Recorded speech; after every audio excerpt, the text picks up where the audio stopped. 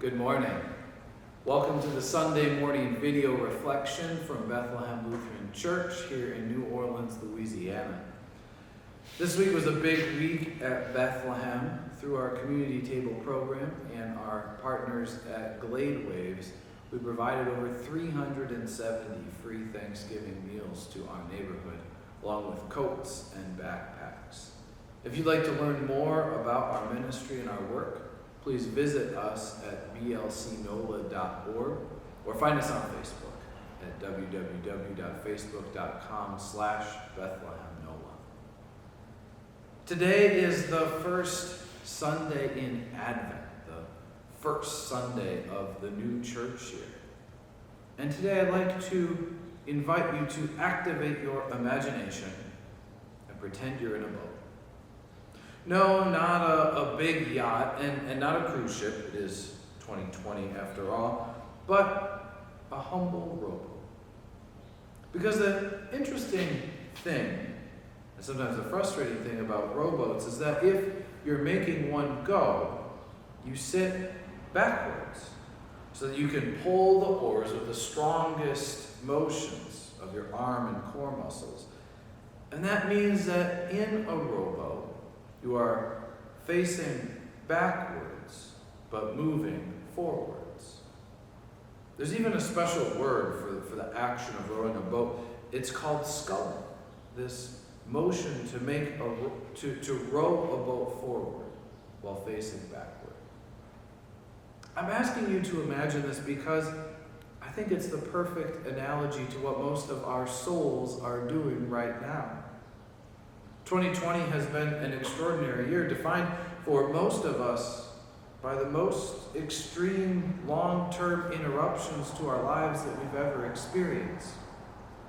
Because of that, because of the deaths, the school disruptions, the layoffs, the emotional struggles, the distance from family, all of that and more, it's almost impossible to tear ourselves away from the habit of looking back at 2020. We're stuck, defined by the strange year that has been, stuck in our grief, stuck in our struggles, and stuck without an imagination for what comes next.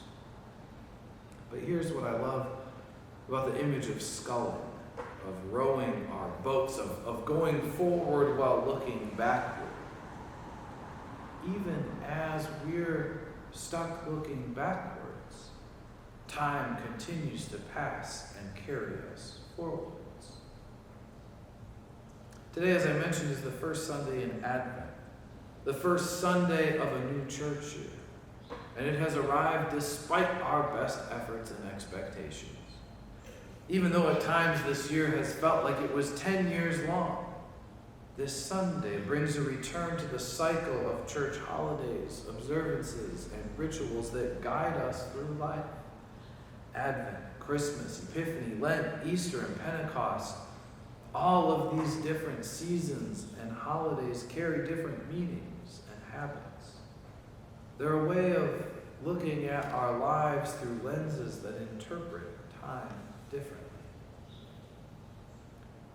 There's a lot to say about time in the Bible, both in the way that the Bible tells the stories of people embedded in history, that is, time, but also in the way the Bible sometimes urges us to consider the rupture of time, the breakdown of time as we know it.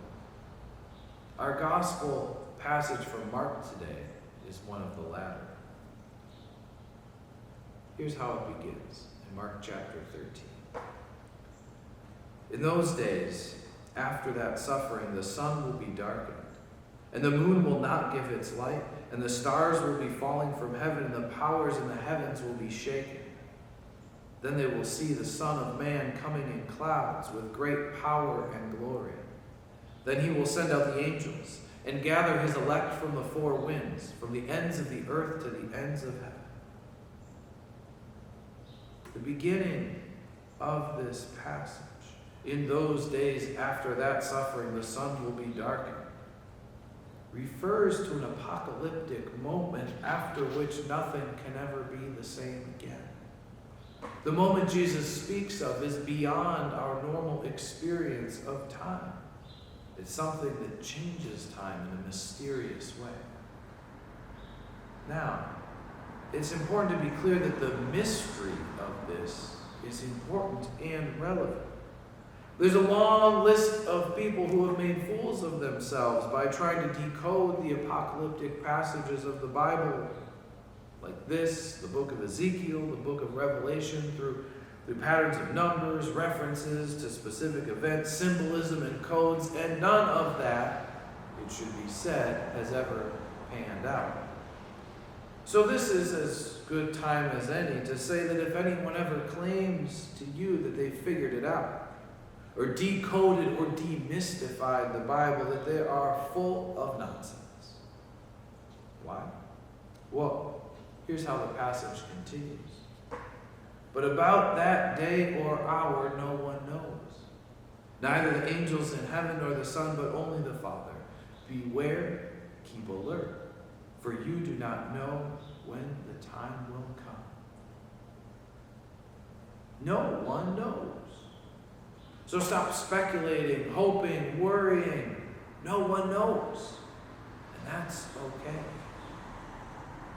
There's an old hymn by Isaac Watts, "O God, our help in ages past." And throughout the verses, the hymn writer explains the differences between God's time and human time. Here's the first verse. "O God, our help in ages past, our hope for years to come, our shelter from the stormy blast, and our eternal home." Here's the fourth verse. "1,000 ages in your sight are like an evening gone, short as the watch that ends the night before the rising sun." Both of these verses play with the idea of time and how God's conception and experience of time is so vastly different than our own. I've always been moved by this hymn because it explores time in a way that accepts it as profound and mysterious. When I think of this hymn, I'm reminded of an interfaith service trip I took to New Orleans 10 years ago with the Yale chaplain's office. We were gathered on the last night of the trip telling each other our faith autobiographies, stories about how spirituality or religion had affected our lives. And one woman started by saying that the last verse of Amazing Grace was something she could not stop thinking about. That in fact, this verse was terrifying because of its cosmic scale of time. When we've been there 10,000 years, bright, shining as the sun, we've no more days to sing God's praise than when we first begun. It's the same theme, right? That 10,000 years or 1,000 ages are just moments in the bigger picture of the universe. So as we enter the season of Advent 2020, both the time for preparation for our celebrations of the birth of Jesus and the start of a new church year that interprets time differently than the rest of our society, I think focusing on time is really useful because 2020 has distorted time for so many of us. After telling his disciples about this apocalyptic future, Jesus then tells them not to spend their time predicting or worrying about it. But Jesus tells them, above all, keep awake. What does it mean to keep awake? It means to be ready, to stay focused, to have a purpose. People read about these apocalyptic moments in the Gospel of Mark and they think that they mean we're supposed to abandon everything and focus on ourselves. But this is a fundamental misunderstanding of the ministry of Jesus. When we read these words of Jesus in conversation with the rest of what he preached and how he lived, it's clear that we should understand these passages as a continuation of his preaching and witness, not a break from it. The first public ministry of Jesus is to proclaim, echoing the words of Isaiah, that he has come to bring good news to the poor, to free the imprisoned, to liberate the oppressed, and to proclaim the year of the Lord's favor. That's our job then too, as followers of Jesus.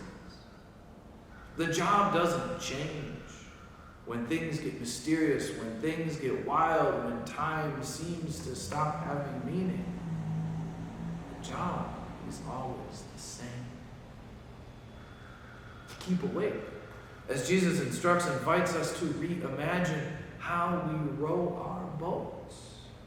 Instead of looking backwards at the year that has been, instead of remaining laser focused on our own past, to keep awake is to look around us, to see the beauty, the hurts, and the love in each person, and to figure out what we can do to help. Let's make it our goal as we start the season of Advent to reimagine our relationship to time. No longer getting stuck looking backwards as we move forwards, but beginning a practice of looking around as we move, knowing that we can be a stronger community when we're caring and watching and noticing the people around us. Let's remember just how small we are in terms of galactic time and space. A perspective that reminds us that even a year like 2020 will pass like all the others. Finally, let's keep looking out for one another, imagining a church, a neighborhood, and a city that can flourish despite the best efforts of this year to keep us isolated, depressed,